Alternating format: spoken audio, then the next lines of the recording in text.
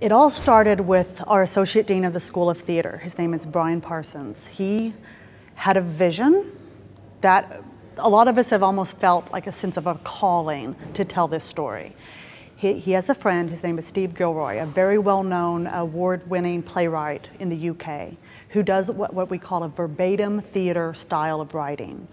And it is literally verbatim. So what he would do is he would choose a topic. In this case, Parsons was interested in looking at the Oklahoma City bombing as a landscape starting point of what story we might tell. He would talk to Mr. Gilroy. We would find people that would qualify as different points of view around the event. So government officials, survivors, family members from victims, first responders, medical personnel, you name kind of all the potential gamut facets of the story.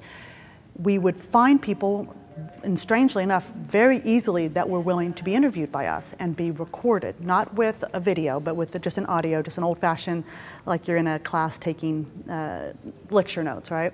And we had a series of questions, but of course we were allowed to go off that list if we were inspired to ask something else. And we interviewed these people, these Oklahomans, these very giving and just completely gracious with their story. We interviewed them and then transcribed that interview into something that the playwright could then use to create, to craft a story.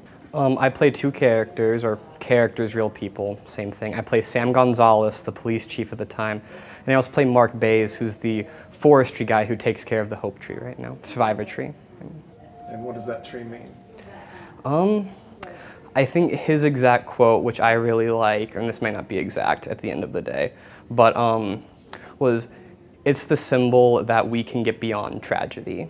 It's the symbol that we can get hit, we can get hurt. That tree had amazing damage done to it if you look at the pictures. But today, I mean, it's living, it's growing, it's a thriving tree." So I think that's what it really means. I'm playing Jan Henry, who is our president's wife. I'm playing Susan Winchester, and I am playing Polly Nichols.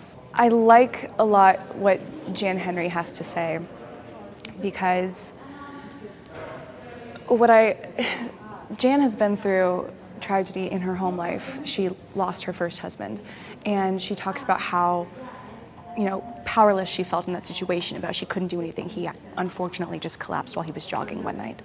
And there was nothing she could do. She always felt like she wanted to do something. So when the opportunity arose, she had no experience in identification of bodies before, but and obviously it's not the most glamorous job. It's not a job that anyone wants to do. But she saw this as her opportunity to finally be able to do something and help and do whatever she could. And she didn't want to let this opportunity go. So she spent time in the morgue identifying bodies, and I just think that's a real, she didn't view it as a sacrifice, she viewed it as one of the best experiences she's ever had in her life. She said it was not horrific, it just felt like something important that she was supposed to do. And to me that was just so beautiful that she has like cherished the experience. And because it's real, because the audience will constantly be reminded that these people are not fiction. There's a constant, just the way that it's, the delivery of the information, the way it's given is so documentary in style that there's regular reminders that they're real people. And so their stories are that much more effective, that much more impactful. We're not dwelling in the bad things. Part of that has to be told so that you understand where that person has come, how far they've come. But we don't dwell over there. We spend a lot more time talking about where we are now, how that person has evolved, how they've survived, how they define survivor. Do they call themselves a survivor? What is Oklahoma City? How does Oklahoma City fit in? What does it mean to you to be a part of this city? And we want the audience to leave feeling not sad about something that had happened to it that, you know, didn't deserve, but instead very hopeful and excited about the future that our city is.